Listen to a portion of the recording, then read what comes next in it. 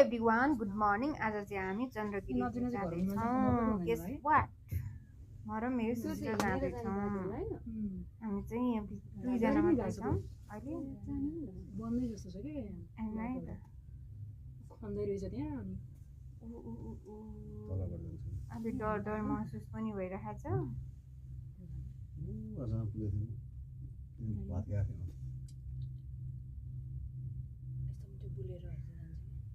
राम्रो उताबाट अर्को पनि आइरहेको थियो कटिहाल्यो कस्तो छ गाइस भ्यू हेर्नु न भ्यू कति राम्रो वाउ बेस्ट भ्यू अर्को पनि कट्यो यस्तो यस्तोमा आएपछि झड्काल्दो रहेछ हो